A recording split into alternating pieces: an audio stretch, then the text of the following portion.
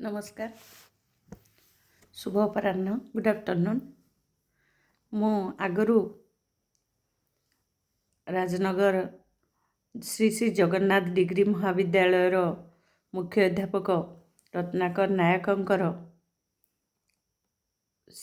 से कॉलेज रो ओडिया भाषा और साहित्य विभाग रो मुख्य अध्यापक तांकर संकलन 31टी कालजयी कहानी बहिरू केतोटी गल्प आपण मानक शुणाई सारी बहुत पुराणा गल्प जोगुड़ा कि आज पढ़ले भी नुआ परी लगे आपण मानक बहुत भल भी लगी आपण मैंने भल पाइबा देछंती।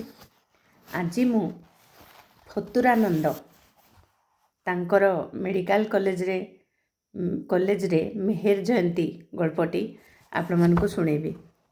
फतुरानंद होछंती 1915 रु 1995 भितर सी 1915 जन्म होते 1995 से देह त्याग करते। तांकर प्रकृत नाम थिला रामचंद्र मिश्र। फतुरानंद छद्म नाम लेखालेखि करी से ओडिया साहित्य रे सुख्यात। उभय हास्य व्यंग माध्यम स्रष्टा पालटी ओडिया साहित्य रे से उदाहरण सृष्टि करिसंती। अनेक गल्प ग्रंथर स्रष्टा से साहित्य चाष साहित्य बेउषण मंगलबारिया साहित्य संसद हेरेसा विदूषक भली अनेक ग्रंथ सर्जना करी पाठक पाठिका को यथेष्ट सारस्वत आनंद प्रदान करी सफल स्रष्टा भाव में ख्यात हो पारिछंती। नाकटा चित्रकर तांकर एकमात्र उपन्यास मो फुटा डंगार कहानी होची फतुरानंदक आत्मजीवनी जोठा कि एबे +3 रे ओडिया विभाग रे पढ़ा भी होची। मो फुटा डंगार कहानी तांकरी रचित मेडिकल कॉलेज रे मेहेर जयंती गल्पटी आज आमे शुणिबा। घंटा घंटा परी प्रतिवर्ष थरे लेखाएं मेहेर जयंती ओडिशा को आसे। कवि साहित्यिक तथा साहित्य प्रेमी माने सेही दिनटी उत्सव रे कटांती। बहु सभा समितिर आयोजन हुए। तरुण वक्ता माने 2-4 दिन आगरू कादुअ चिपी कोचिला धरिला परी विषयवस्तु पाइबा पाई मेहेर ग्रंथावली घांटी बसंती और ठिकणा समय रे खाळई भितरु घळघाळ करी माछ गुड़ाक काढ़ी पकाइला परी पेटरू मेहेरंक विषय रे ज्ञान गुड़िक ओकाली पकाइबाकू उहुंकी रही थांती। बुढ़ा धोतड़ा वक्ता माने मेहेरंकू किपरि नुआ भाव रे सजेई लोकंकू देखेइबे सेइथिपाई निज निज मुंडकू दही हांडी मंथिला परी मंथिबारे लागि पड़ंती। भावप्रवण छात्र माने भविष्यत रे मेहेर परी हेबाकू मने मने सरस्वती को प्रार्थना करती। मोट उपरे चोरा बसंत आसिले देह उलुसिला परी कवि साहित्यिक मानक देह मेहेर जयंती आगमन रे उलुसी उठे। समस्ते उणा अधिके जयंती को सादर अभ्यर्थना जनाती। से वर्ष मेहेर जयंती आसु आसु दैबात मेडिकल कॉलेज भितरे पशिगला। माली को छेली ओडुआ डाक्तर तथा डाक्तरी छात्र माने जयंती को हठात पशि जीवार देखी टिके हड़बड़ाई गले सत किंतु दबी गले नहीं। जो मैंने लोकों गला आसला बेले दबी जाती नहीं से माने कि मेहेर जयंती को देखी दबी जिबे। डाक्तर तथा डाक्तरी छात्र माने ठीक कले मेहेर जयंती अलबत पालिबे। पूरा दम रे सजासजी करी पालिबे। सेमानंकु जे मेहेर जयंती पाली आसे ताहा अंततः साहित्यिक मानंकु देखाई देबा दरकार। तेणु ठीक हैला बाहरर जड़े बड़ साहित्यिकंकु सांगे सांगे निमंत्रण करी अणाइबाकू हबो। केते जण कहिले जे सुस्थ सबल साहित्यिक केही मेडिकल भितर को आसीबाकू राजी हेबे नहीं। जणे कहिला किछि परवाए नहीं जेउ साहित्यिकर पेट मरा थिबो ओ खेंची होतुबो ताकू निमंत्रण करिबा मात्रे धाई आसीबो। बेसी खोजिबाकू पड़िबो नहीं कारण अधिकांश साहित्यिकंकर पेट को मारे। 2 जण चली गले निमंत्रण करिबाकू। आड़े पुणी घर सजा हबो आ समय नहीं। अध्यापना कोठरी बा लेक्चर हॉल रो फाटक दुई पाखरे जोड़ाए कंकड़ बा स्केलिटन ठिया करागला। उभयंक हाथ को नमस्कार करिबा भंगीरे रखी सूता बांधी दियागला। मुंड ऊपर को 2टा जानू हाड़ छक्की पकाई ताड़ को गोटे मुंड हाड़ बा स्किल रखागला। ता तल को लेखागला स्वागतम। पाखरे ठिया होई देखुथुबा केतेक बाहर लोक गुणुगुणु होई कहउथांती अळपेई से जम घर को स्वागत करसंती। को बोकड़ जाणु जाणु ता भीतर को फसिब। अवश्य तांको कथा काहाकू शुभु नथिला। घर भीतरटा तो पुणी सजा हबो। रक्त कणिकार बड़ बड़ रंगीन कांथ छवि सब चारिपाखे मरागला। नाली नेली होई सेगुड़िक बड़ सुंदर देखागला। मेहेरଙ୍କ छविକୁ रखिबा लगी गोटे भल टेबुल दरकार पड़ा। सांगे सांगे ऑपरेशन कोठरी को गोटे चकचकिया टेबुल आसीगला। तापर 2 गज गजकना चिरी बिछाला और ता उपरे हाड़ जोड़ा दंडा बा प्लिंट ढीरा दिया हुई मेहेरंकर गोटे छवि थुआगला। सभापति गोटे भल चौकी दरकार। दांत भंगा घर दांत भंगा चौकीटा आनी थोईदेले। तापर टेबुल उपरे फूलदानी थुआला परी भ्रूण साइता होइतेबा केते गुड़िए काचर बयम आनी रखिदेले। सजासजी सरीछि कि नहीं 2 जण छात्र विकृत मुख विशिष्ट और पेट को 2 हाथ रे चिपी धरिथिबा जणे साहित्यिक को घेनी आसी पहुँचिले। एड़े चंचल जणे साहित्यिक मिल जिबार कारण बुझु बुझु जणागला जे से 2 जण छात्र साहित्यिक खोजी जेउ जेउ डाक्तरखाना जाऊँ जाऊँ डाक्तरखाना फाटक पाखरे तांको रिक्सारे बसी पेट चिपी धरी मुह को निशाड़ी आसुथबार देखिले। आ सहर भीतर को जिबा दरकार पड़िला नहीं। दैव अनुकूल हेले सिना एमिति साळेई खाळेई भितरे माछ आसी छाए छाए पशि जाए। पेट मरा पाई डाक्तरखाना को औषध नेबाकू आसुथिले। हाबुड़ी गलारू दुहें तांको पाखकू जाउथिले बोली कही निमंत्रणटा करदेले। से भी कथाटा रखिले। भल औषध मिलिबो बोली राजी होई दुईंक संगरे आसिले। घर भीतर को पशुन पशुणु कंकाल और खपुरी मानकर स्वागत देखी साहित्यिक दुनिया रे हुरुड़िले। मने मने भाविले आद्य प्रातरे बानिष्ट दर्शनं जातं। जहा हो भद्रता खातिर से भाव दमन करी भीतर को गले। ता उपरे पुणी दांत उपड़ा चौकी। ए चौकी सह आगरू थरे से परिचित होइथिले। अलेख्ୟରେ तांको जीभटा सबु दांतमूल ठीक अछि कि नहीं ताहा परीक्षा करी देखिनेला। से चौकी उपरे बसिबाकू कुंथु कुंथु होउथिले सुद्धा विधि ताड़नारे बाध्य होई बसिले। टेबुल उपरे फूलदानी परी थुआ होइथिबा काच बयम सबु देखी तांको मुख विकृत टिके बेसी बढ़ीगला। पेट बेसी मारुछि भाभी जणे गरम पानी रे थली पेट उपरे लदिबाकू और 2टा बटिका खाइबाकू देला। पेट वेदना उणा पड़िबाकू से टिके टेकाटेकी होई बसिले। मामूली रीतिनीति रे सभा आरंभ होईगला। प्रथमे जणे डाक्तर उठी वक्तृता आरंभ कले।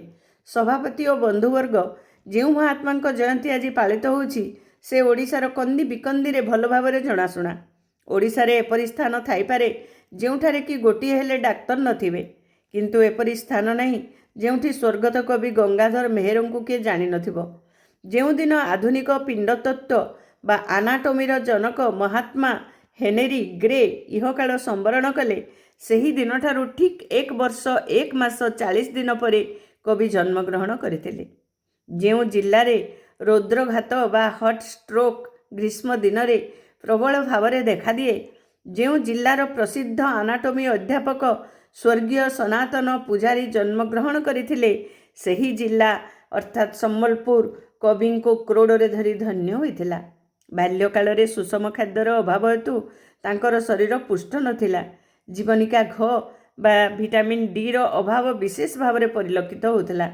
एही हेतु चूना भाई बा कैल्शियम डिफिशिएंसी होइथिबा संभव। पिलादिने खेलु खेलु से थरे पड़ी जाइथिले। अल्प आघातरे सुद्धा तांकर हातर अस्थि चकड़ी जाइथिला। यह कैल्शियम डिफिशिएंसी नुहे तो कौन, युवावस्था बेलू तांकर शरीर ठीक हो आसथिला। प्राकृतिक नियम पालिबारु शरीर बेस पुष्ट हो आसथिला। अधिक समय बयन कार्य लिप्त रहिबारु तांकर मेरुदंडर वक्रता सामान्य बढ़ीथिला। थरे ताकुड़ी रे तांको आंगुठी फुटी जाई विषाक्त बा सेप्टिक हो जाइथिला। एही समय रे जने चुंगचुंगिया छात्र उठी पड़ी कहला, काहीं पेनिसिलिन इंजेक्शन देले नहीं, नहेले सल्फोनामाइड अंततः खाइबाकू देई पारिथान्ते। पूर्ववक्ता कहबाकू लागिले, सेतेबेले ए 2टी विख्यात औषध किंतु आविष्कृत होई नथिला। जा हो देहर प्रतिशोध शक्ति और तुटुका तुटुकी रे से आरोग्य लाभ कले। थरे तांको घर पड़ीगला। निया लिभाइबाकू जाई तांको शरीर बहु जगार पोड़ी जाइथिला। से चुंगचुंगिया पुणी उठी पड़ी कहला, टैनिक एसिड मलम बा जेली दिया होइथिला तो? पूर्ववक्ता कहले ना, से समय रे टैनिक एसिड बाहरी थिले सुद्धा पोड़ा घारे तार उपकारिता कई जानि नथिले। रंधा नड़िया तेल द्वारा तांकर समस्त पोड़ा घा भल होइगला। एथिपाई तांको पिता चैतन्य देव और माता सेवती देवी अत्यंत कातर हो पड़िथिले। 1307 साल उत्कल साहित्य षष्ठ संख्यारे से कि पृथ्वीर शब्द ଶୀର୍ଷକ ଏକ ପ୍ରବନ୍ଧ ଲେଖିଥିଲେ। ତାଙ୍କ କାନକୁ ଭୋଁ ଭୋଁ ଶବ୍ଦ ହେଉଥିବାରୁ ସେ ଭ୍ରମବଶତଃ ଏପରି ଲେଖିଥିଲେ। ମୁନିନାଞ୍ଚ ମତିଭ୍ରମ। ତାଙ୍କର ଏପରି କାନ ଭୋଁ ଭୋଁ ହେବା ସ୍ନାୟୁବିକ ଦୁର୍ବଲ୍ୟର କାରଣ। ଯାହା ହେଉ କାଳର ଘାତ ପ୍ରତିଘାତ ମଧ୍ୟରେ ତାଙ୍କର ଶରୀର 14/4/1924 ପର୍ଯ୍ୟନ୍ତ ଜୀବନ ସଂଗ୍ରାମରେ ଲିପ୍ତ ଥିଲେ। ସେହିଦିନ ଓଡ଼ିଶାବାସୀ ଜାଣିଲେ ଯେ ତାଙ୍କର ନମସ୍ୟ କବି ଆଉ ନାହାନ୍ତି। ଶ୍ରୋତାଙ୍କ ଭିତରୁ ଗୁଞ୍ଜନ ଉଠିଲା, କ'ଣ ହେଇଗଲା ତାଙ୍କର? କିପରି ସେ ମରିଗଲେ? ବକ୍ତା କହିଲେ, ସେଇଠାରେ ଇତିହାସ ଆଣ୍ଠେଇ ପଡ଼ିଛି। ଗୋରାମାନେ ସେ ସମୟରେ ଶାସକ ଥିଲେ। ଆମ ଦେଶର ରତ୍ନମାନଙ୍କୁ ଖାତିର କରୁନଥିଲେ। ଯଦି ସେଠାକୁ କୌଣସି ଡାକ୍ତର ପଠାଯାଇଥାନ୍ତା ତେବେ ହୁଏତ କବି ଆହୁରି 10 ବର୍ଷ ବଞ୍ଚି ରହିଥାନ୍ତେ। କିନ୍ତୁ କ୍ୱାକ୍ମାନେ ଅର୍ଥାତ୍ ଗାଉଁଲି ଅଶିକ୍ଷିତ ବୈଦ୍ୟମାନେ ସବୁ ସାରିଦେଲେ। ତାଙ୍କର କ'ଣ ହୋଇଛି ତାହା ଜାଣିପାରିଲେ ନାହିଁ। ଡାଇଗ୍ନୋସିସ୍ ହୋଇପାରିଲା ନାହିଁ। ଚିକିତ୍ସା ଯାହା ହୋଇଥିବ ତାହା ସହଜରେ ଅନୁମେୟ। କ୍ୱାକ୍ମାନେ ତାଙ୍କୁ ଖାଇଗଲେ। ସେମ୍ ବୋଲି ଶ୍ରୋତାଙ୍କ ଭିତରେ ଚିତ୍କାର ଉଠିଲା। ଜଣେ କହିଲେ, ଆଜିକାଲି ହୋଇଥିଲେ ସେ କ୍ୱାକ୍ମାନଙ୍କୁ ନିକଟସ୍ଥ ବତୀଖୁଣ୍ଟରେ ଝୁଲାଇଥାନ୍ତୁ। ସେ ସମୟର ଶାସକମାନଙ୍କୁ ଧିକ୍। ଗୋଳମାଳ ଭିତରେ ସେ ବକ୍ତା ବସି ପଡ଼ିବାରୁ ଆଉ ଜଣେ ଠିଆ ହୋଇ କହିଲେ, କ୍ଲୋରୋଫର୍ମର ବାଷ୍ପ ଯେପରି ଅତି ଶୀଘ୍ର ଚାରିଆଡ଼େ ଖେଳେଇ ହୋଇଯାଏ, ମହାକବି ମେହେରଙ୍କର କବିତାର ମାଧୁରୀ ଓଡ଼ିଶା ସାରା ସେହିପରି ଖେଳେଇ ହୋଇଯାଇଥିଲା। କେବଳ ସେତିକି ନୁହେଁ, କବିତାର ଆମୋଦ କ୍ଲୋରୋଫର୍ମ ବାଷ୍ପ ପରି ସମସ୍ତଙ୍କୁ ସମ୍ମୋହିତ କରି ପକାଇଥିଲା।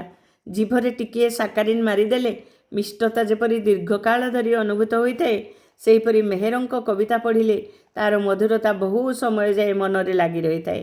ତାଙ୍କର ପ୍ରଣୟବଲ୍ଲରୀ କାବ୍ୟ ଠିକ୍ ଅଫିମ ପରି ବାରମ୍ବାର ପଢ଼ିବାକୁ ଇଚ୍ଛା ହୁଏ, ଛାଡ଼ି ହୁଏନା। ଏଥିରେ ଯେଉଁ ସ୍ଥାନଟିରେ ଶକୁନ୍ତଳା ଓ ଶାପଗ୍ରସ୍ତ ଦୁଷ୍ମନ୍ତଙ୍କ ଭେଟ ବର୍ଣ୍ଣିତ ହୋଇଛି ତାହା ଭାଇନମ୍ ଗାଲିସାଇ ପରି ଆକର୍ଷଣୀୟ। ଆପଣମାନେ ଜାଣିଥିବେ, ଭାଇନମ୍ ଗାଲିସାଇ ପ୍ରଥମେ ଉତ୍ତେଜନା ପରେ ଅବସାଦ ଆଣିଦିଏ। ଶକୁନ୍ତଳାଙ୍କର ପତିଗୃହକୁ ଗମନ ଓ ପତିଙ୍କର ତାଙ୍କୁ ପ୍ରତ୍ୟାଖ୍ୟାନ ସେହିପରି ହୋଇନାହିଁ କି? ଶକୁନ୍ତଳାଙ୍କ ପାଖରେ ଥିବା ପ୍ରିୟମ୍ବଦା ଓ ଅନସୂୟା ଠିକ୍ ଆମ ଗାଇନୋକୋଲୋଜିଷ୍ଟଙ୍କ ପାଖେ ଦିଓଟି ନର୍ସଙ୍କ ପରି ଦେଖାଯାନ୍ତି। ଗୋଟିଏ ବିଷୟ ଛାଡ଼ିଦେଲେ କାବ୍ୟଟି ସର୍ବାଙ୍ଗ ସୁନ୍ଦର ହୋଇଛି। ଅରଣ୍ୟ ବର୍ଣ୍ଣନା ଭରି ହୋଇଛି ସତ, କିନ୍ତୁ ପାତାଳ ଗରୁଡ଼, ଶଙ୍କୋନା, କୋଚିଲା, ଛତିଆନା, ଶତମୂଳି, ସୋନମୁଖୀ ଇତ୍ୟାଦି ହଜାର ହଜାର ବନୌଷଧିର ବର୍ଣ୍ଣନା କୁତ୍ରାପି ଦେଖାଯାଏ ନାହିଁ। ଅଥଚ ଏ ମୂଲ୍ୟବାନ ଔଷଧଗୁଡ଼ିକ ଆମ ବଣରେ ଭର୍ତ୍ତି ହୋଇ ରହିଛି। ଏହାଛଡ଼ା ମେହେରଙ୍କ ବିରୁଦ୍ଧରେ ଆଉ କିଛି କହିବାକୁ ନାହିଁ। ସେ ବକ୍ତା ବସୁ କି ନ ବସୁଣୁ ଆଉ ଜଣେ ଉଠିପଡ଼ି ଆରମ୍ଭ କରିଦେଲେ, କବିଙ୍କର ତପସ୍ୱିନୀ ବଡ଼ ମର୍ମନ୍ତୁଦ ବ୍ରୋମାଇଡ୍ ପରି ଅବସାଦକ। ବେଶୀ ପଢ଼ିଲେ ମେଲାନକୋଲିଆ ହୋଇଯାଇପାରେ। ତାଙ୍କର ଭାରତୀ ଭାବନା କିନ୍ତୁ ବଡ଼ ଚମତ୍କାର। ସେ ସମୟର ବ୍ରିଟିଶ ଶାସକମାନଙ୍କୁ ଏହା ଠିକ୍ କୁଇନାଇନ୍ ପରି ଲାଗିଥିଲା। ଏଥିପାଇଁ ସେମାନେ ମଧ୍ୟ କବିଙ୍କୁ ପକଡ଼ିଥିଲେ। କିନ୍ତୁ ଭାଇନମ୍ ଇପିକାକର ଦ୍ୱିବିଧ କ୍ରିୟା ଥିଲା ପରି ତହିଁରେ ଦ୍ୱିବିଧ ଅର୍ଥ ଥିବାରୁ କବି ଅଳ୍ପକେ ରକ୍ଷା ପାଇଗଲେ। କବି ସେମାନଙ୍କୁ ଠିଆ ଚିତା ଲଗାଇ ଦେଇଥିଲେ। ଧାନ, ମୁଗ, ଗହମ, ପାନ ଇତ୍ୟାଦି କୃଷିଜାତ ଦ୍ରବ୍ୟମାନଙ୍କ ବିଷୟରେ କବି ଲେଖିବା ଦ୍ୱାରା ସ୍ୱୀୟ ଉଦ୍ଭିଦ ପ୍ରିୟତାର ପରିଚୟ ଦେଇଅଛନ୍ତି। କିନ୍ତୁ ଦୁଃଖର କଥା, ସେ କୌଣସି ପ୍ରକାର ଔଷଧ ଗଛ ବିଷୟରେ କିଛି ଲେଖିଲେ ନାହିଁ। କୃଷକମାନଙ୍କର ଅତି ପରିଚିତ ମୁଥା ସମ୍ବନ୍ଧରେ ଅନ୍ତତଃ କିଛି ଲେଖିବା ଉଚିତ ଥିଲା। ମୁଥା ଗୋଟିଏ ଅତି ଉପାଦେୟ ଔଷଧ।